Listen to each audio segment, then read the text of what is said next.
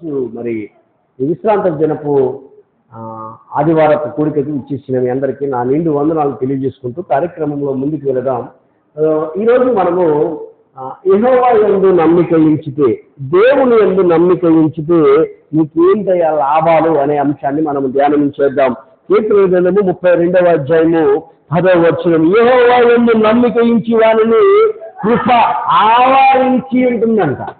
ఎవరి యందు నమ్మిక ఉంచాలంట? యెహోవా యందు నమ్మిక ఉంచి వారి పట్ల కృప ఆవరించి ఉంటుందంట.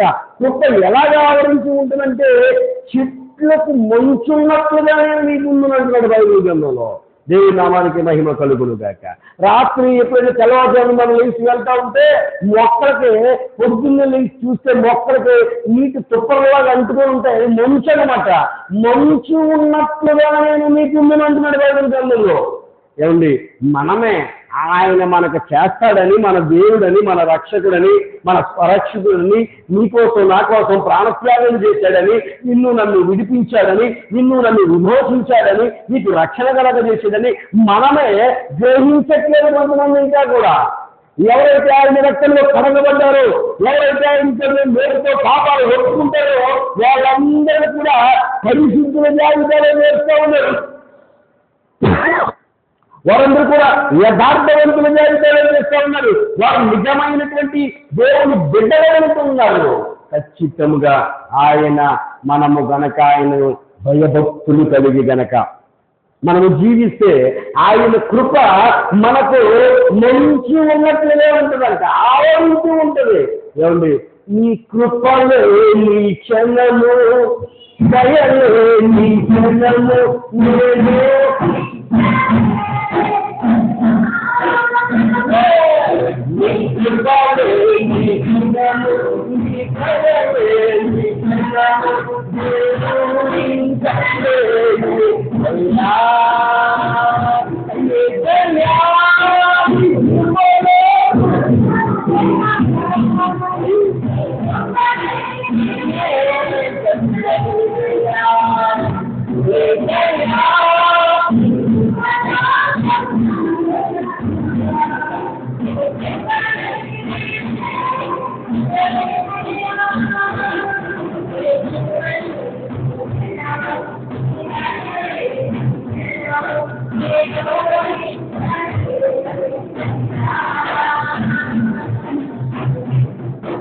ఆయన కృప లేకపోతే మనమేమో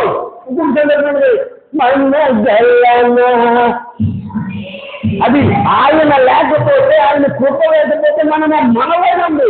ఈ లోకంలో మనమందరము ఈ రోజులా ఉండగలుగుతున్నామంటే ఆయన చూపిన కృప ఉన్నది. దేవుని నామానికి మహిమ కలుగును గాక.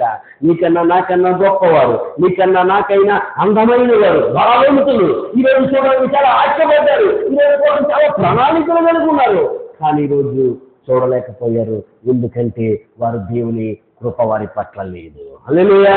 దేవుడి కృప నీ పట్ల ఉన్నది కాబట్టి ఈరోజు నువ్వు పరిశుద్ధ ప్రార్థనా మందిరంలో సెప్టెంబర్ 2024 సెప్టెంబర్ 22వ తారీఖు 22వ తారీఖున ఈరోజు నువ్వు ఆదివారం ఆరాధన కూడికలో పాల్గొనడానికి దేవుడు నీకు కృప చూపాడు. దేవునామానికి మహిమ కలుగును గాక. అందుకే మనమందరము ప్రతి క్షణమందరూ కృతజ్ఞతాస్తుతులు చెల్లిస్తూ ఉండాలి. నీకు ఇచ్చిన ఆరోగ్యాన్ని బట్టి, మనందరికీ శత్రువుని బట్టి, శాంతిని బట్టి, సమాధానాన్ని బట్టి, నీకు ఇచ్చిన సౌకర్యాలను బట్టి నువ్వేం చేస్తూ ఉండాలంటే కృతజ్ఞతాస్తుతులు చెల్లిస్తూ ఉండాలి. ఎందుకంటే నిన్ను ఆయన కాపాడుతున్నాడు కాబట్టి. ఇశ్రాయేలును కాపాడేవాడు అంట. దేవుని నామానికి మహిమ కలుగును గాక. నీ దేవుడు ఎలాంటి వాడు అనుకుంటున్నావు? కన్ను నుండి చేరగలిగాడు అనుకుంటున్నావా? చెవి నుండి వెలగాడు అనుకుంటున్నావా? ఇతర సంబంధమైన దేవత మనోనేతలకు బుద్ధి కలగజేస్తుంది. అందుకనే నేను మొన్న మధ్య చూశాను, ఒక పెద్ద విగ్రహాన్ని ఎక్కడో నిమజ్జనం చేయడానికి తీసుకెళ్తున్నారు. దాని కాళ్ళు మీద ఎవరో, దాని చేతుల మీద ఎవరో, దాని కిరీటి మీద కొంతమంది కూర్చున్నారు. 9 రోజుల వరకు ఏమో భక్తితో ఊగిపోతావా, తర్వాత దాని మీద నించుంటావా? ఇది విగ్రహమా? ఇది భక్త? అందుకే ఉపయోగిస్తా ఉంది. వాడు మనోనేతలకు బుద్ధి కలగజేస్తుంది. ఇహలోక సంబంధమైన దేవత. ఏమండి, తెరవట్లేదా? కన్ను నుండి చూడలేదు మహిమలు, చెవులు వినలేదు, చూడట్లేదండి, వినట్లేదు, వీళ్ళ చెవులకి చేరట్లేదు. స్వచ్ఛమైన మాట, యథార్థమైన మాట, నీతిమంతుల మాట, పరిశుద్ధమైన మాట వీళ్ళ చెవులు వెళ్ళట్లేదు. దేవుని నామానికి మహిమ కలుగును గాక. నిజమే, ఇందాక తమ్ముడు చెప్తా ఉన్నాడు, ఏంటి చాలా మంది ఉన్నారు నా పేరు తెలియని ప్రజలు ఎందరో ఉన్నారంట. యేసుక్రీస్తు నిజమేమని తెలియకుండా, యేసుక్రీస్తు రక్షకుడు తెలియకుండా, యేసుక్రీస్తు విమోచించడానికి వస్తుందని తెలియకుండా, యేసుక్రీస్తు ఏదో ఒక దేవుని తెలియకుండా చాలా మంది ఉన్నారండి. వాళ్ళందరినీ రక్షించే బాధ్యత మీకు లేదా?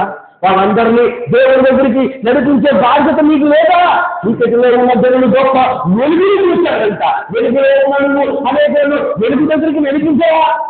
నీకు సరిపోతాయి వెలుగు, నాకు సరిపోతే నా జీవితం నేను రక్షించబడతాను అనుకుంటున్నావా? క్రైస్తవులకు ఉండవలసినటువంటి లక్షణం అది కదండి.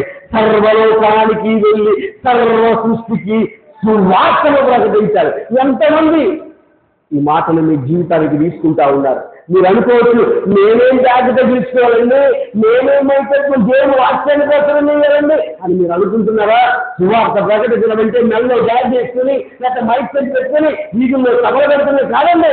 మీ జీవితంలో జరిగిన మేలు ఇతరులకు చెప్పలేము కూడా సువార్త అవుతా ఉంది. మీ మందిరంలో లేకపోయినటువంటి సాక్ష్యాలు మీ బంధువులతో, మీ మిత్రులతో, మీ ఇంటి పక్క వాళ్ళతో పంచుకోవడం కూడా ఏమవుతా ఉందంటే సువార్త అవుతా ఉంది. దేవుని నామానికి మహిమ కలుగును గాక. హల్లెలూయా. యెహోవా యందు భయభక్తులు కలిగి ఉంటే నీకు ఏం జరుగుతుందంటే, నమ్మిక ఉంచితే ఏం జరుగుతుందంటే ఆయన కృప నీకు ఉంటుంది. నీ కృప లేనిదే నీ బ్రతకలేనని ఒక చక్కని పాట ఉంటుంది ఏసన్న గారిది. నీ కృప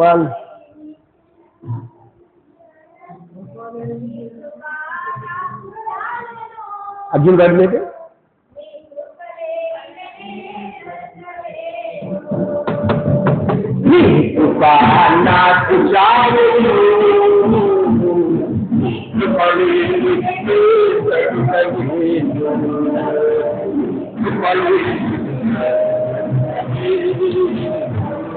ఆయన కృప లేకపోతే మనం బ్రతకలేమండి. అందుకని ఆయన కృప మనం ఎదురు చూడాలి, ఆయన కృపను మనం పొందాలి. కృప పొందాలంటే ఏం చేయాలి?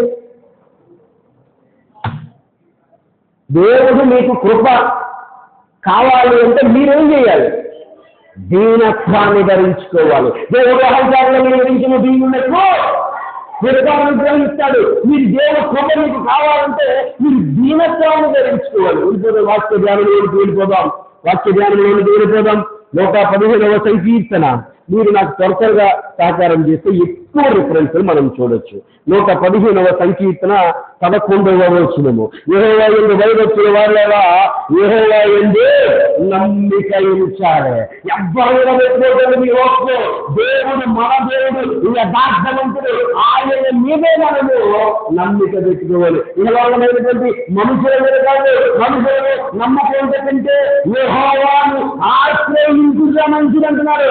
మనుషులను నమ్మద్దు, దేవుణ్ణి నమ్ముదాం. ఆయన కృపకు మనము పాత్రలు పొందుదాం.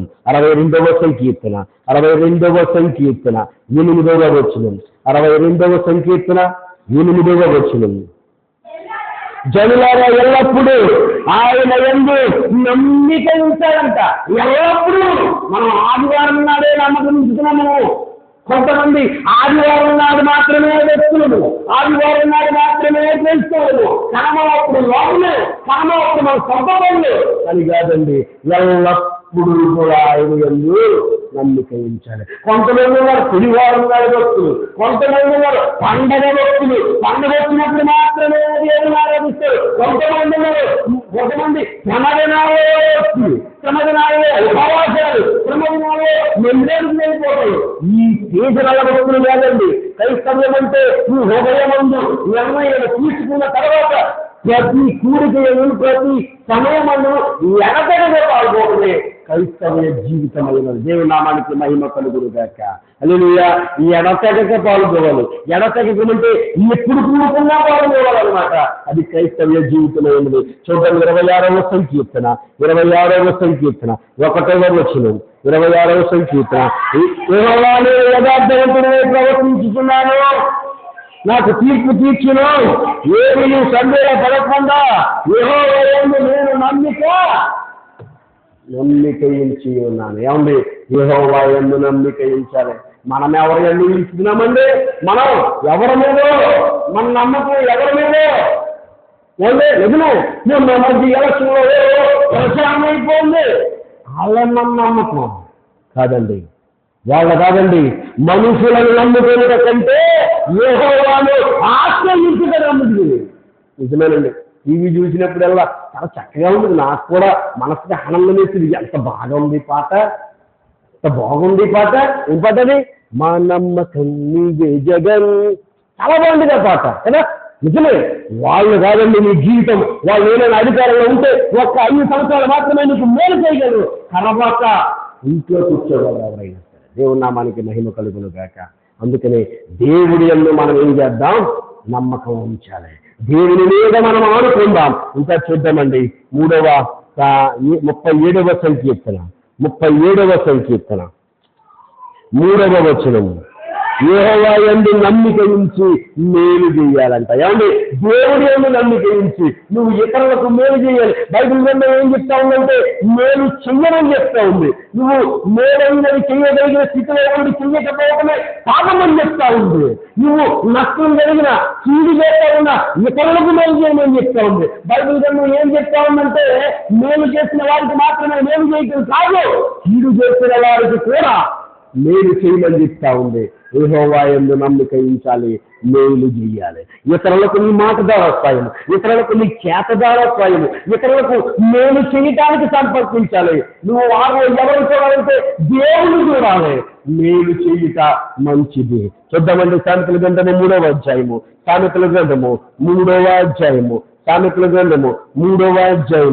5వ వచనము. నీ సబుద్ధిని ఆధారము చేసుకొనుక నీ పూర్ణ హృదయముతో యెహోవా యందు నమ్ము. నీ బుద్ధిని ఆధారం చేసుకోకు. నీ మనసు ఏం చెప్తుందంటే నీ చిరంజీవి డాన్స్ ఇస్తే నీకు ప్రభాసం ముఖమెత్తు అని చెప్తాను నీ మనసు నీకు. దాన్ని పట్టించుకోవద్దు. హల్లెలూయా. నీ పూర్ణ హృదయంతో యెహోవా యందు నమ్మికయించు. నీ పూర్ణాత్మతో యెహోవా యందు నమ్మికయించు. ఈ లోకంలో ఉన్న వ్యక్తుల మీద ఆధారపడకు. దేవుని నామానికి మహిమ కలుగును గాక. ఇప్పుడు మన బైబిల్ గ్రంథం చెప్పినటువంటి ఈ యొక్క ఎవరు యందు నమ్మిక ఉంచాలో చూసాం. ఇప్పుడు నమ్మిక ఉంచితే ఏమంటే దేవుడి మీద కనుక నువ్వు నమ్మకం పెట్టుకుంటే నీకు ఏంటో యూజ్ అది మనం చూసుకుంటూ వెళ్దాం. మార్కు సువార్త 9వ అధ్యాయము 23వ వచనం. నమ్ముట నీ వలన అయితే నమ్మువానికి సమస్తము. అద్దండి, నమ్ముట నీ వలన వారు ముందు అవుతుందంటవా అనే అనుమానం రానోక. ఎందుకు అవ్వదో? ఈ లోకాన్ని జయించిన దేవుడు నా పక్షమున ఉండగా నాకు విరోధం.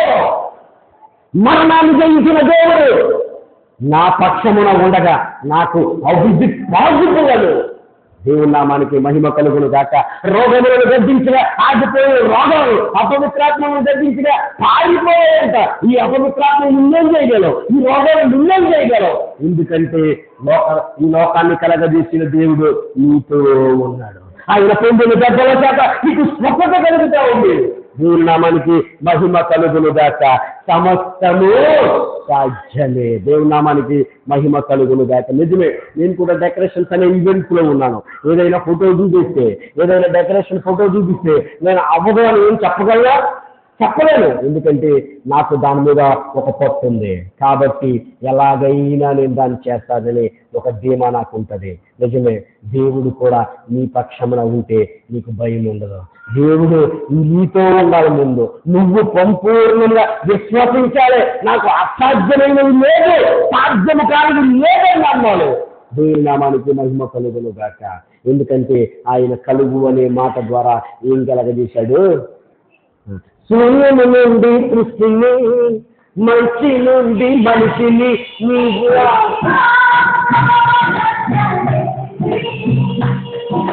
పుణ్యము నీ కృష్ణిని మహిని భక్తిని నీ జీవవానుండే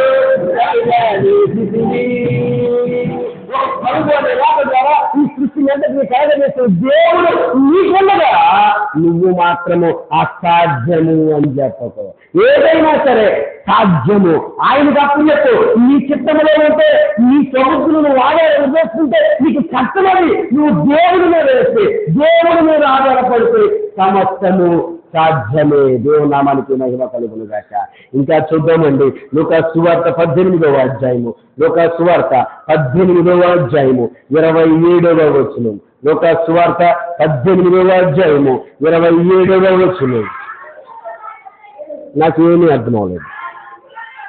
18వ అధ్యాయం 27వ వచనం చదవండి. ఆయన మనుషులకు అసాధ్యములైనవి దేవునికి సాధ్యములై ఉన్నాయంట. నీ కష్టం ఏంటది?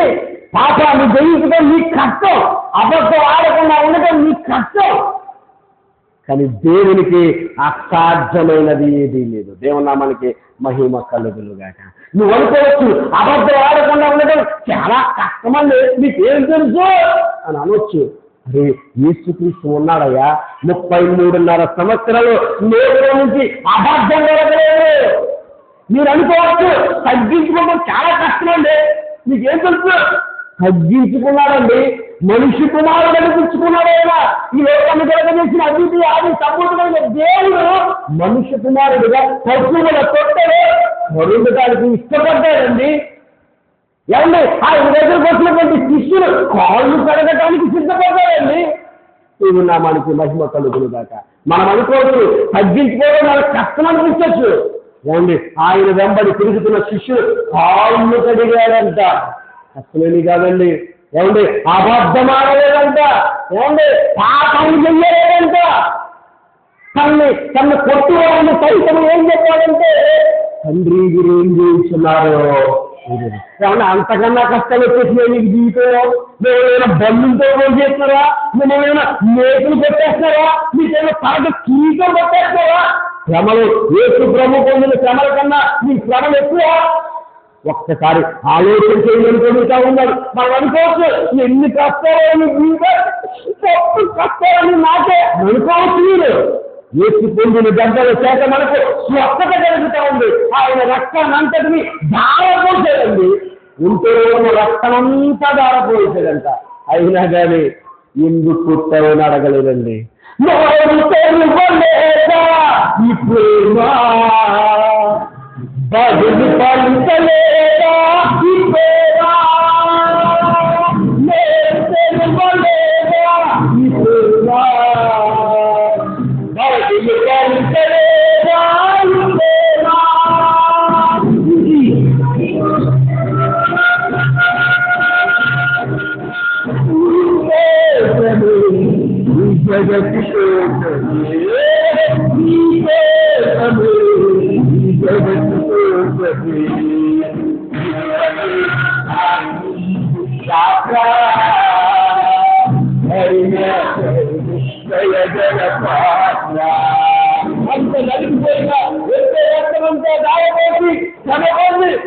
సిలువ దగ్గర ఉంటుంది, కరోనా దగ్గర బంగారం పొంది సిలువ మీద మరణం పొందుతూ దాహం అడిగితే కూడా మంచి నీళ్ళు ఇవ్వలేదంటండి. చిరకని నుంచి చేరు చిరకనిచ్చారంట ఆయనకి.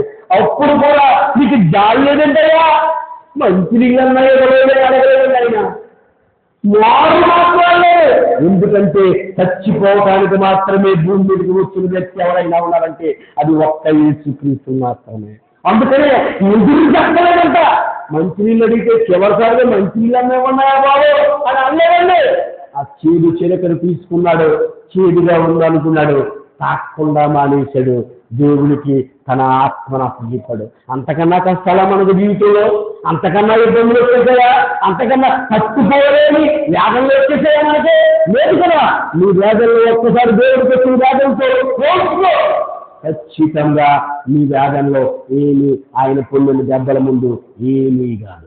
అలా కొరడాలతో కొడతా ఉంటే శరీరాన్ని పట్టుకుని మాంసం వచ్చేసేదంట. ఎంత శ్రమ పడ్డాడండి. ఎందుకంటే నిన్ను నన్ను విమోచించాలని, ఎందుకంటే నిన్ను నన్ను పరిశుద్ధులుగా మార్చాలని, నిన్ను నన్ను యథార్థవంతులుగా మార్చాలని ఆయన మన కోసం దెబ్బలు పడ్డాడండి. వచ్చేద్దాం మనం మరలా 40వ సంకీర్తన 4వ అధ్యాయము 40వ సంకీర్తన 4వ అధ్యాయము 4వ వచనము. గర్విష్ఠులైనను త్రోవ గురించి అబద్ధము తప్పు తిరిగి వారిని వచ్చేటట్టుగా యెహోవాను నమ్ముకునేవాడు ధన్యుడంట. ఈ భూమి మీద పొందవలసిన మాట ఏదైనా ఉన్నదంటే ధన్యుడు అనే మాటలు పొందాలండి.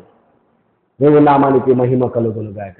ధన్యుడా అని దీనుని ఎప్పుడు ప్రభువా, ధన్యుడా అని దీనుని ప్రభువా. ధన్యుడాన్ని చూపించుకోవడానికి మనం పాపత్రయండి. యెహోవాయందు నమ్మిక ఉంచితే ధన్యుడుగా నువ్వు మారతావు. దేవుని నామానికి మహిమ కలుగునుగా. అబ్రహాము దేవుని నమ్మిలో అది అతనికి నీతిగా ఎంచిందంట. మనం కూడా దేవుని నమ్ముదాం, ధన్యుడుగా మారదాం. యెహోవా ధర్మశాస్త్రములందు దీవారాత్రములు దానిని ధ్యానించువాడు ధన్యుడు అంటుందండి. ఈ ప్రవచన వాక్యములు దయకొనేవాడు ధన్యుడు అంటున్నది. నువ్వు ధన్యుడుగా మారాలన్నది ఆయన కోరిక ఉన్నది. నువ్వే అర్థం చేసుకోవట్లేదు, నీకే అర్థం అవ్వట్లేదు. మా అబ్బాయి మా మరణ గారు వారి అబ్బాయి ఉన్నాడు, నువ్వే అంటున్నాడు. ఏమంటాడు అడిగేది నాకు సంగతితో అంటున్నాడు. నీకే అర్థం కావట్లేదు. దేవుడు మిమ్మల్ని అందరినీ ధన్యుడుగా ఉండటానికి ఇష్టపడతా ఉన్నాడు. ఏమండి, మిమ్మల్ని ధన్యుడా అని పిలవాలంటారు. మీరే ధన్యుడైతే నేను అబద్ధికుడిగా ఉండిపోతాను, నేను దొంగగా ఉంటాను, నేను భక్తుడిగా ఉంటాను. మీరే దూరంగా జరిగిపోతా ఉన్నారు. ఆయన మీ పట్ల చెయ్యి చాపుతా ఉన్నారు. దేవుని నామానికి మహిమ కలుగును గాక. ఆయన మిమ్మల్ని ఆయన కౌగిటిలో చేర్చుకోవాలనుకుంటున్నాడు.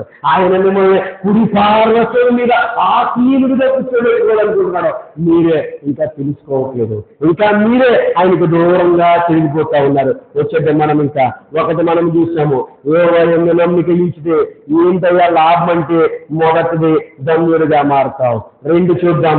మొదటిది సమస్తము సాధ్యమే. ఆయన యందు నువ్వు భయభక్తులు కలిగి ఉంటే సమస్తము నీకు సాధ్యమే. చూద్దామండి లూకా సువార్త 9వ అధ్యాయము. లూకా సువార్త 9వ అధ్యాయము. లూకా సువార్త 9వ అధ్యాయము 11వ వచనం.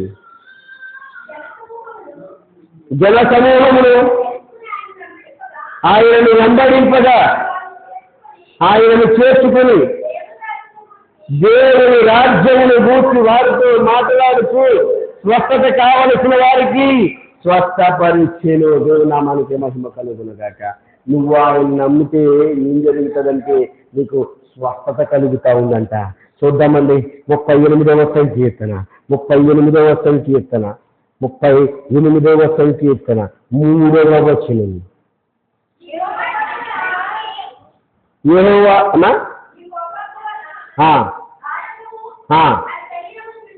నా శరీరమును నా పాపమును బట్టి నా ఎముకలను మన కోపాగ్ని వలన మన ఆరోగ్యము శరీరము విడిచిపోతుందంట. కోపం ఉంటే ఏం చేద్దామట, ఆరోగ్యం విడిచి వెళ్ళిపోద్దంట. గొప్ప విషయం ఇది. ఏమండి, ఎవరి మీద నీ కోపం వస్తుందా? ఎవరి మీద నీ కోపం ఉన్నావా? కోపంతో రగిలిపోతా ఉన్నావా? ఆరోగ్యం నిన్ను విడిచి వెళ్ళిపోతా ఉందంట. ఈరోజు భూమి మీద లేని మనుషులకి డబ్బులు ఉన్నాయి, అందం ఉంది, ఐశ్వర్యం ఉంది, కానీ ఏం లేదంటే ఆరోగ్యం లేదండి. ఎందుకు లేదంటే కోపం, ఎందుకు లేదంటే పగతో రగిలిపోతూ ఉంటారు కొంతమంది. మనం కూడా పగని విడిచిపెడదామండి. ఏమండి, కోపపడు కానీ పాపము చేయొద్దని చెప్తుంది బైబిల్. కోపపడండి కానీ పాపముగా మారనివ్వకండి.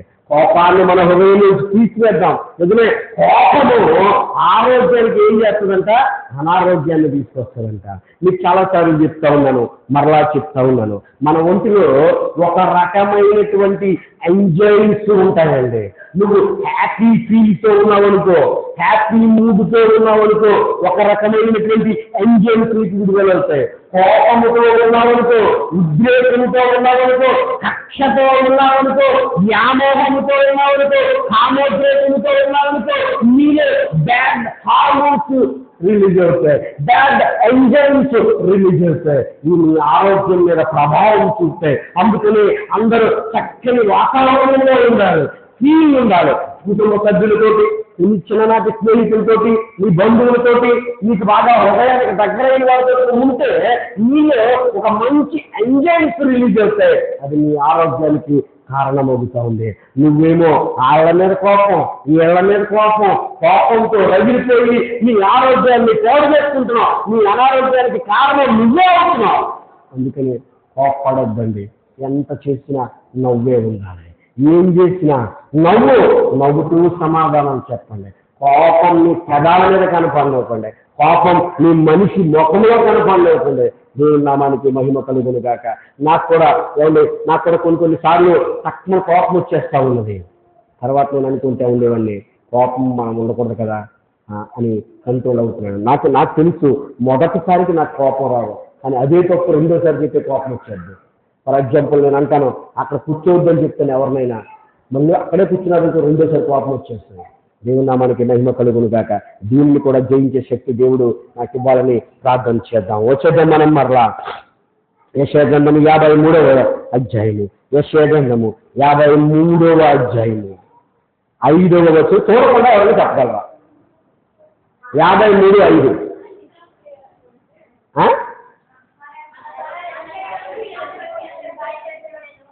మన దోషములను బట్టి మెలగొట్టబడిను, మన సమాధానార్థమైన శిక్ష అతని మీద పడిను, అతడు పొందిన దెబ్బల చేత మనకు. ఎవరు పొందారు దెబ్బలు? ఎవరో ఈ భూమి మీద నీకోసం దెబ్బలు పొందిన ఎవరున్నారో, నీకోసం ప్రాణం పెట్టిన ఎవరున్నారో, నీకోసం రక్తం అర్పించిన ఎవరున్నారంటే యేసుక్రీస్తు ఉన్నాడు. దేవుని నామానికి మహిమ కలుగును గాక. నిన్ను నన్ను విమోచించాలని ఆయన పొందాడండి దెబ్బలు. పాత నిబంధన గ్రంథంలో ఉంటుంది, ఏమని రక్తం నిష్కలంకుడుగా మార్చలేదు, కానీ నిష్కలంకుడైన యేసు రక్తము మాత్రమే మనలను పవిత్రులుగా మారుతుందంట. ఆయన మన కోసం దెబ్బలు పొందాడు. ఆయన పొందిన దెబ్బల చేత మనకు స్వస్థత కలుగుతా ఉంది. చూద్దాం లూకా సువార్త 6వ అధ్యాయము, లూకా సువార్త 6వ అధ్యాయము 18వ వచనం.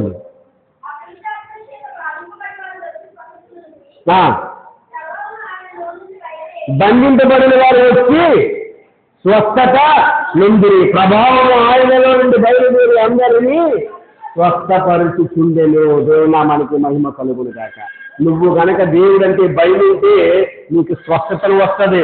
ఒకటి చూసాం మనం, నువ్వు ఆయన యందు భయభక్తులు నమ్మిక ఉంచితే మొదటిది సమస్తము. మీరు ఇక్కడ అందరూ మీ వ్యాపారాల్లో ఉన్నారు. ఇక్కడ అందరూ ఎవరి వ్యాపారాల్లో వాళ్ళు ఉంటారే. మొదటిది యెహోవా యందు నమ్మిక ఉంచితే మొదటిది సమస్తము సాధ్యమే. 2 నమ్మిక ఉంచితే స్వస్థత కలుగుతా ఉంది. 3 చూస్తా ఉన్నాం. యోహాను సువార్త 11వ అధ్యాయము, యోహాను సువార్త 11వ అధ్యాయము 40వ వచనం. అందుకు యేసు నీవు నమ్మిన ఎడల దేవుని మహిమను నమ్మిన రోజే చూశానయ్యా. లేదా పాట, నమ్మిన రోజే చూశానయ్యా నీ మహిమ. పాట ఉంటుంది, అది ఎవరిదో అంటే, నమ్మిన రోజే చూశానయ్యా నీ మహిమ అని యూట్యూబ్లో ఉంటుంది, చూడండి. నమ్మిన రోజే చూడాలి. దేవుని నామానికి మహిమ కలుగును గాక. జోబ్ దాస్ గారు రబ్బూని స్వరాలు, ఇక్కడ మరలా మీరు యూట్యూబ్లో చూడండి. రబ్బూని స్వరాల్లో ఉంటుంది. ఆయన పేరు జోబ్ దాస్ గారు. అన్నయ్య గారు నేను మాట్లాడాను, ఆయన పేరు. ఆయన రాశారు ఈ పాట.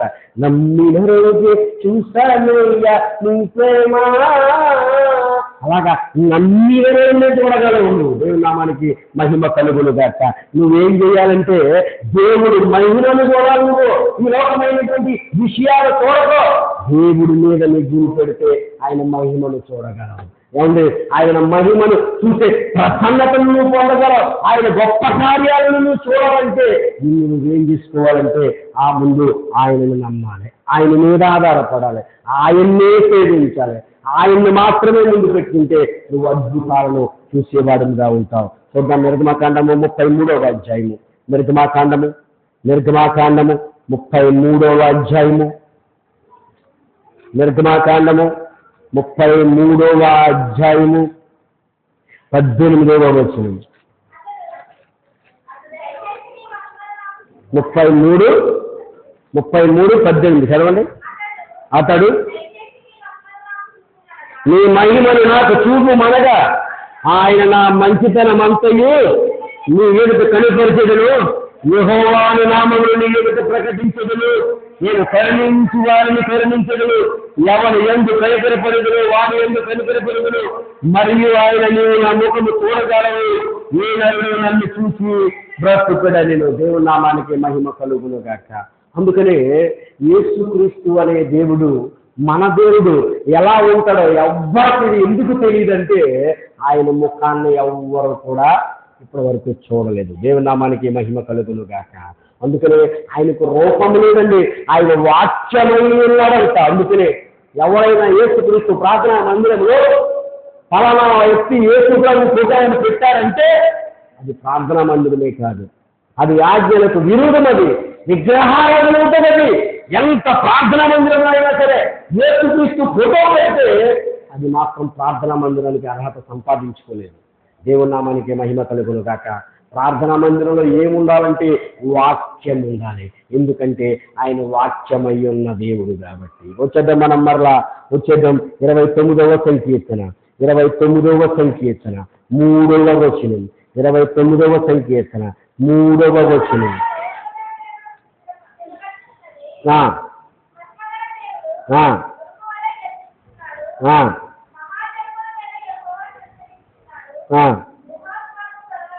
ఆయన మహిమ గురించి చక్కగా వివరిస్తూ ఉన్నదంట. చూడండి, ఉరుములో గర్జించినాడు, మహాజలం మీద యెహోవా సంచరించినాడు, యెహోవా స్వరము బలమైనది, యెహోవా స్వరం ప్రభావం కలిగి, యెహోవా స్వరము దేవదారు వృక్షములు విరుచును, యెహోవా లెబనోను దేవదారు వృక్షము ముక్కల విరుచును, దూడవలే అది గంతులు వేయినట్లు ఆయన చూను, లెబనోను సూర్యులు దుర్బూతు పిల్లల గంతులు వేయినట్లు ఆయన చూను, యెహోవా స్వరము అగ్నిజలను ప్రజలింపజేయును, యెహోవా స్వరము అరణ్యమును కదిలించును, యెహోవా కాదేశు అరణ్యమును కదిలించును, యెహోవా స్వరము నీళ్లను వినజేయును, ఆకు రాల్చును, ఆయన ఆలయమునున్నవన్నీ ఆయనకి ప్రభావం అవుతున్న, యెహోవా ప్రళయజల మీద ఆశ్చర్యుడైన, యెహోవా నిత్యం రాజుగా ఆశ్చర్యుడైనాడు, యెహోవా తన ప్రజలకు బలమును అనుగ్రహించును, యెహోవా తన ప్రజలకు సమాధానము కలగజేస్తున్న ఆశీర్వదించును. ఇవన్నీ యెహోవా మహిమ గురించి చక్కగా వివరిస్తూ ఉన్నటువంటి వచనాలు అయి ఉన్నాయి. యెషయా గ్రంథము 60వ అధ్యాయము. యెషయా గ్రంథము 60వ అధ్యాయము. యెషయా గ్రంథము 60వ అధ్యాయము 2వ వచనం. చూడుము,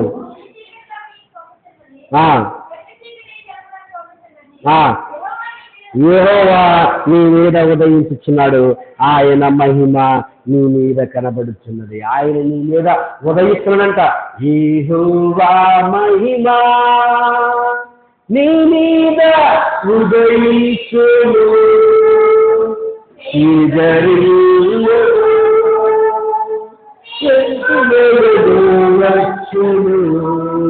ఆయన నైనా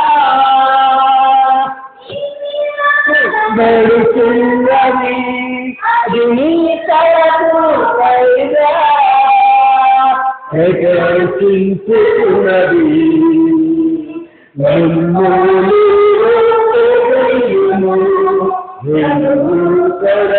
ప్రకాశించును. ఈ పాటలు మన ఏకాత్మత్వంలో మనం పెట్టుకోవడం జరిగింది. ఆయన మహిమ నీ మీద ఉదయిస్తుంది, వెలుగు నీ మీద ప్రసరిస్తుంది, నువ్వే దూరంగా జరిగిపోతా ఉన్నావు, నువ్వు తెలుసుకోలేకపోతా ఉన్నావు. చూద్దాం, ఇంకా చూద్దాం. సామెతల గ్రంథము 29వ అధ్యాయము. సామెతల గ్రంథము 29వ అధ్యాయము 25వ వచనం. భయపడుట వలన 29, 25 చదువు. యెహోవా యందు నమ్మిక ఉంచువాడు సురక్షితముగా ఉంటాడంటండి. ఆయన యందు నమ్మిక ఉంచితే ఏంటన్నమాట? ఇప్పుడు సురక్షితంగా ఉంటాం. మొదటిది ఆయన యందు నమ్మిక ఉంచితే వినాలి, మీరు అడుగుతాను లాస్ట్. యెహోవా యందు నమ్మిక ఉంచితే సమస్తము సాధ్యము. 2, నమ్మిక ఉంచితే స్వస్థత కలుగుతా ఉంది. 2, 3 మహిమను చూపుము. ఇప్పుడు 4 సురక్షితముగా ఉండవు. చూద్దాం. 4వ సంకీర్తన 8వ వచనం. 4వ సంకీర్తన 8వ వచనం చదువు. యెహోవా నెమ్మదితో పండుకొని నిద్రపోవును, నేను ఒంటరిగా నుండి నీవు నన్ను సురక్షితముగా నివసించుదువు. దేవుని నామానికి మహిమ కలుగును గాక. నువ్వు ఒంటరిగా ఉన్న ఆయన రెక్కలతో తొక్కుతాడు. కోడి తన పిల్లల రెక్కల చాటున భద్రపరుచుకున్నట్లుగా. ఏమండి, మీకు విషయం తెలుసా? ఏమండి, ఈ లోకంలో అతి నీచమైంది ఏదైనా ఉన్నదంటే అది కుక్క కదా. మా ఇంటి పక్కనే మా డోర్ పక్కనే ఒక 5 పిల్లల్లో ఎన్నో పిల్లలను పెట్టింది. మీకు చెప్తే నమ్మరు. ఆ పిల్లల్ని వదిలి బయటకు వస్తలేదు అది. ఆ పిల్లల్ని అలా వదిలి బయటకు వస్తలేదు అది. ఆ పిల్లల చుట్టూనే పడుకుంటుంది. ఎందుకంటే శత్రువులు వచ్చి ఆ పిల్లల్ని తినేస్తారేమో దానికి భయం. ఏమండి, కుక్క అండి, నీచమైంది కుక్క. అదే తన పిల్లల మీద అంత ప్రేమతో ఉంటే పరిశుద్ధుడైన దేవుడండి నీ పట్ల నా పట్ల ప్రేమ కలిగి ఉంటున్నాడు. నువ్వు అర్థం చేసుకోవట్లేదు, ఇది నువ్వు గ్రహించలేకపోతా ఉన్నావు. నీ కన్నులు ఇంకా తెరవబడలేదు.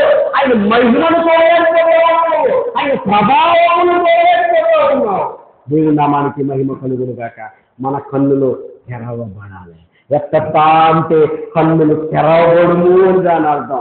మన కన్నులే తెరవబడలేకపోతా ఉన్నాయి. మనము మహిమను చూడలేకపోతా ఉన్నాం. చూద్దామండి. 78వ సంకీర్తన 53వ వచనం.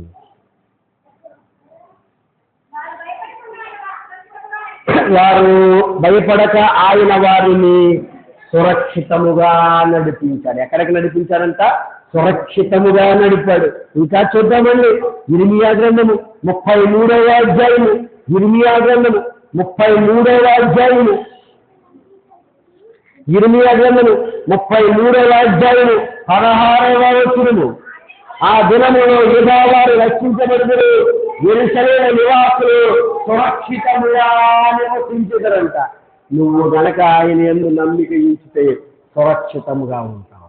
మెట్టలు తత్తరిల్లులను, కొండలు బద్దలిల్లులను యెహోవా కృప నిన్ను విడిచిపోను. ఎందుకంటే నువ్వు సురక్షితముగా ఉంటావు. చూద్దాం ఇప్పుడు మరలా 5వ పాయింట్ చూద్దాం. హెబ్రీయులకు రాసినటువంటి పత్రిక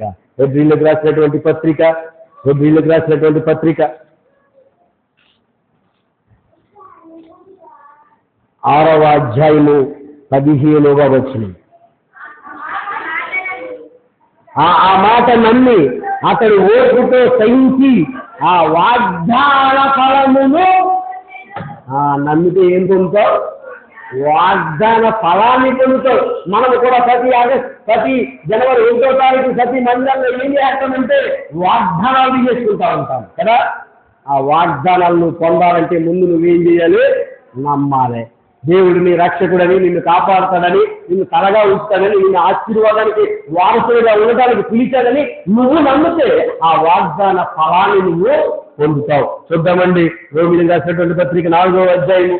రోమీయులకు రాసినటువంటి పత్రిక 4వ అధ్యాయము 20వ వచనం. 4వ అధ్యాయము 20వ వచనం. అవిశ్వాసము వలన దేవుని వాగ్దానాన్ని గూర్చి సందేహింపక దేవుని మహిమ పరిచి ఆయన వాగ్దానం చేసిన దానిని నెరవేర్చుటకు సమర్థులను రుడిగా విశ్వసించి విశ్వాసము వలన బలములు పొందాలి. విశ్వాసం వలన ఏం పొందాలి? బలము పొందాలి. నీ వాగ్దానాలను నువ్వు స్వతంత్రించుకోవాలి. ఏం చేస్తావు ఎవరా? నువ్వు వాగ్దానాన్ని పొందాలంటే నువ్వు ఏం చేయాలి? ముందు విశ్వసించాలి. నువ్వు విశ్వసించాలంటే నీకు విశ్వాసం రావాలంటే ఏం చేయాలి? వినుట వలన విశ్వాసం. వెంటే వచ్చేద్దా విశ్వాసం? దేవుని గూర్చిన మాట వలన. అయితే మీకు ఇక్కడ కొత్త విషయాన్ని నేను చూపించే ప్రయత్నం చేస్తాను. నేను మొన్న బైబిల్ చదువుతూ ఉంటే నాకు ఒక బుక్లో కొత్తగా విషయం కనపడ్డది. అదేంటంటే వినుట వలన విశ్వాసం కలుగుతూ ఉందని మనం చూసాం కదా.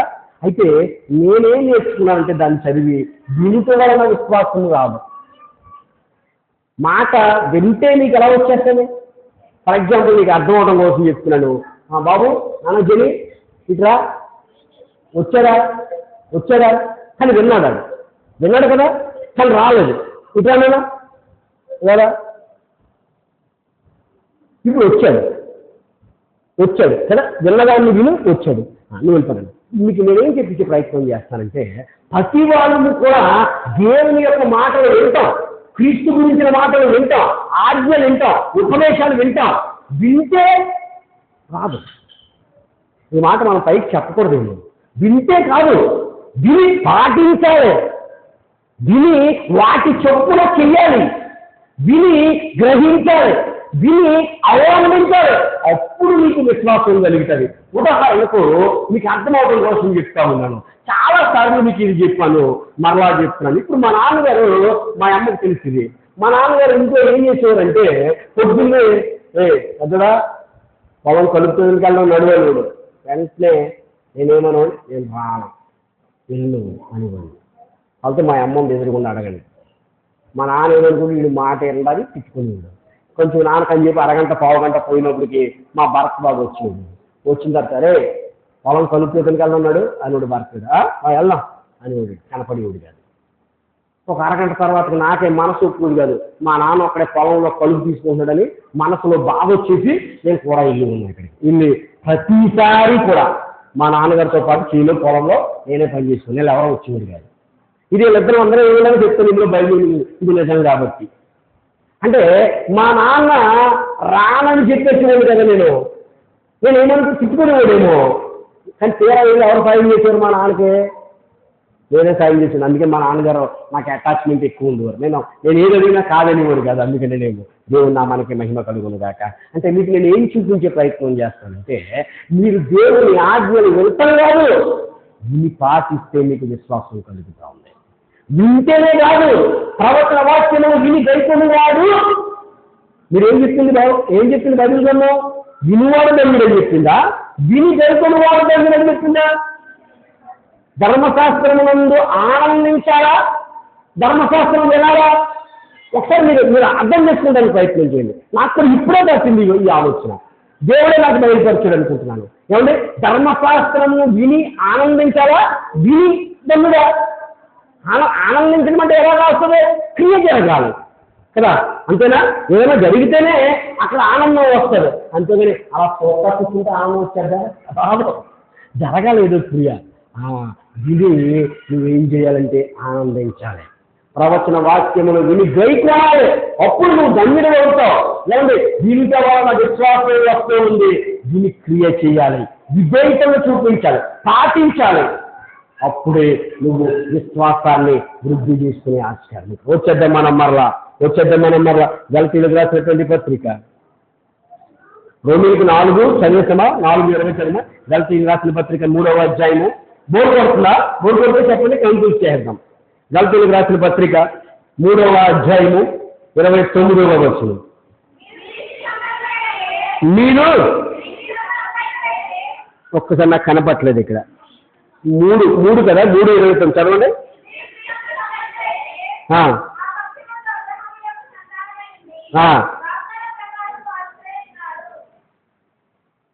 మీరు క్రీస్తు సంబంధులైతే అబ్రహాము యొక్క సంతానమై ఉంది, వాగ్దాన ప్రకారము వారసులై ఉన్నారు. దేవుని నామానికి మహిమ కలుగును గాక. మనం ఏం చేయాలంటే ఆయనతో ఉండాలి. ఏంటది? వాగ్దాన ప్రకారంగా ఉండాలి.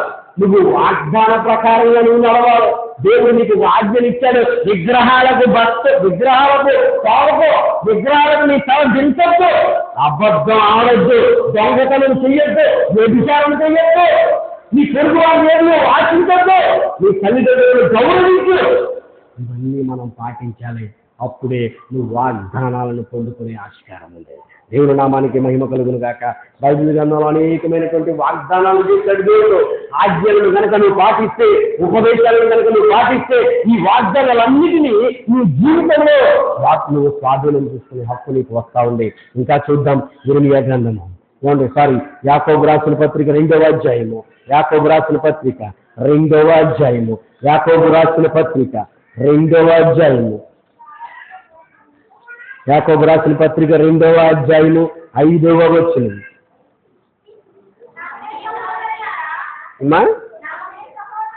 నా ప్రియ సహోదరులారా ఆలకించుడి, ఈ లోకములో దరిద్రులైన వారి విశ్వాసమందు భాగ్యవంతులుగాను, తను ప్రేమించే వారిని తన వాగ్దానము చేసిన రాజులకు వారసులుగా ఉండుటకు దేవుడు ఏర్పరచుకున్నాడుగా.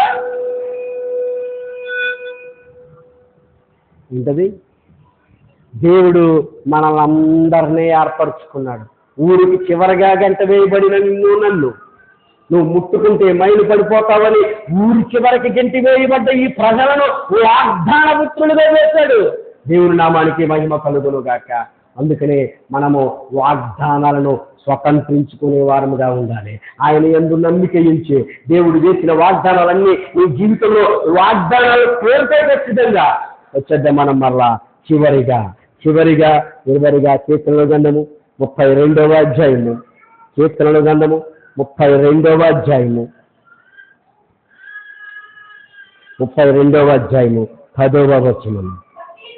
భక్తిహీనులు అనేక వేదనలు కలుగుతున్నవి, యెహోవా యందు నమ్మిక ఉంచి వారికి కృప ఆవరించి ఉంటుందంట.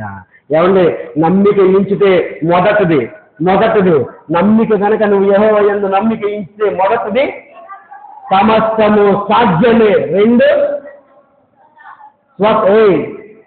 ఆడుతుంది దాంతో స్వస్థత కలుగుతా ఉంది. 2 3 మహిమను చూస్తూ. 4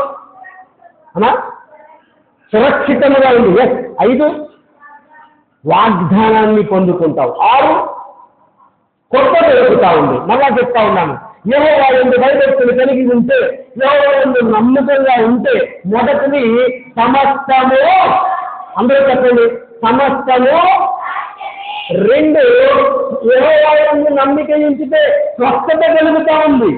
2 3 యెహోవా యందు నమ్మిక ఉంచితే ఏంటది?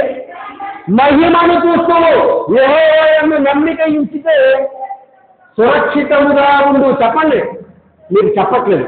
యెహోవా యందు నమ్మిక ఉంచితే 4 సురక్షితముగా ఉండు. యెహోవా యందు నమ్మిక ఉంచితే 5 వాగ్దానాన్ని పొందుకుంటావు. యెహోవా యందు నమ్మిక ఉంచితే కృప దొరుకుతా ఉంది. చూద్దాం మనం మరలా. చూద్దాం 33వ సంకీర్తన 22వ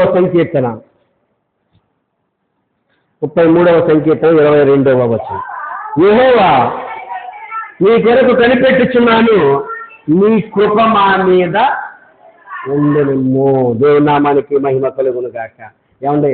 ఆయన కొరకు కనిపెడితే ఆ కృప నీ మీద ఉంటుంది. యెహోవాను వెదుకుడి కృప దొరుకును అంటది బైబిల్ గ్రంథంలో. ఎక్కడ? ఏమండి? యెహోవాను వెదుకుడి కృప మీకు దొరుకునని కూడా ఉంటది. అది రిఫరెన్స్ మీకు నేను చర్చ్ గ్రూప్ లో పెడతాను, చూడండి. వచ్చేద్దాం మనం మరలా 106వ సంకీర్తన 1వ వచనము. యెహోవా దయాళుడు, ఆయనకు కృతజ్ఞతాస్తుతులు చెల్లించుడి, ఆయన కృప నిత్యము. నీ కృప నిత్యముండును, నీ కృప నిత్య జీవము, నీ కృప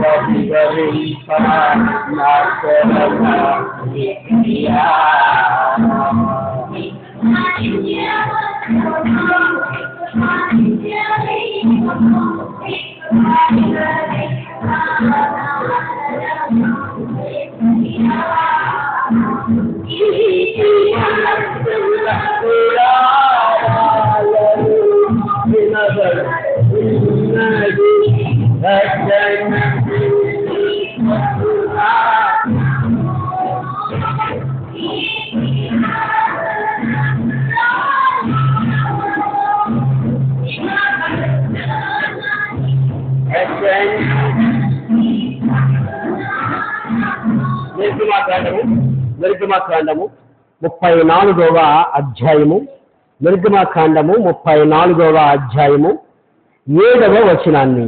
ఆయన వేల మందికి కృప చూపుచు దోషమును, అపరాధములను, పాపములను క్షమించును గాని ఆయన ఏమాత్రము దోషులను నిర్దోషులుగా ఎంచుక 3-4 తరముల వరకు తండ్రుల దోషములను కుమారుల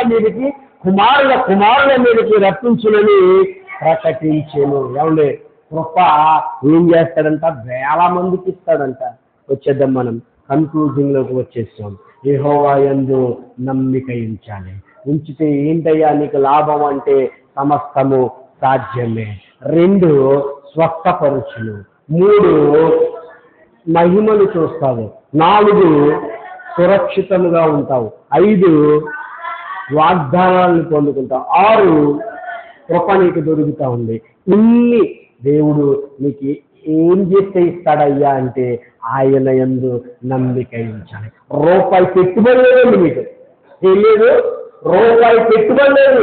ఈ లోకంలో అసాధ్యమైనది లేదు. ఎప్పుడంటే నువ్వు ఆయన్ని నమ్మితే నీకు రోగము లేదు, కష్టం లేదు, నష్టం లేదు, అనారోగ్యం లేదు.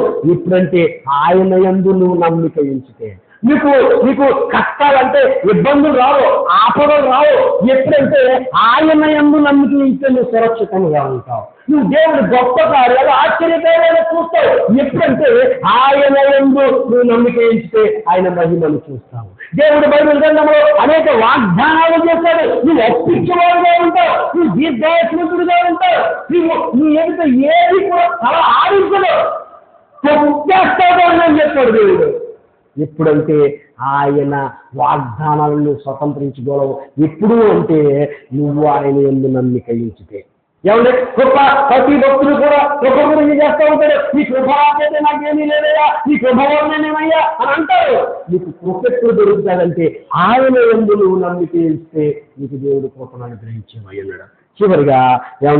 చివరిగా ఆ 2 వచనాలను చూద్దాం. కీర్తనల గ్రంథం 25వ అధ్యాయము. నమ్మిక ఉంచినటువంటి కొంతమంది 25వ సంకీర్తన 2వ వచనం. నా దేవా, నీ యందు నేను నమ్మిక ఉంచి ఉన్నాను. నన్ను నరులే కాటివారు ఎవరండి ఈ లోకంలో? ఎవరేవా? నిజంగా చాలా చాలా కాన్ఫిడెన్స్ గా చెప్పండి మీరు. ఎవరు? నన్ను ఏ పార్టీ వాడు? వీళ్ళు నిన్ను ఏం చేయగలరు? దేవుడు నీ పక్షమున ఉండగా నీకు విరోధి ఎవడు? దేవుని నామానికి మహిమ కలుగును గాక. చాలా మంది అనుకోవచ్చు, చాలా మంది భయపడిపోయి ఉండొచ్చు. ఆయన నీ పక్షమున ఉన్నాడో నువ్వు భయపడద్దు. ఇంకొక ఆయన కూడా ఉన్నాడు. ఆదికాండము 15వ అధ్యాయము మనం ఏం చూస్తా ఉన్నామంటే ఆయన యందు నమ్మికించేటువంటి 2 భక్తుల్ని చూస్తా ఉన్నాం. 15వ అధ్యాయము 6వ వచనము. అతడు యెహోవాని నమ్మెను, అది అతనికి నీతిగా ఆయించడంట. ఎవరిని నమ్మాలి మనము? యెహోవాని నమ్ముదాం, నీతిమంతులుగా మారుదాం. నీతిమంతుడు ఎన్నడూ కదల్చబడడు. కళ్ళు మూసుకుందాం, ప్రార్థన చేద్దాం. నమ్మకమైన దేవుడని చాలు యేసయ్యా, నమ్మకమైన దేవుడని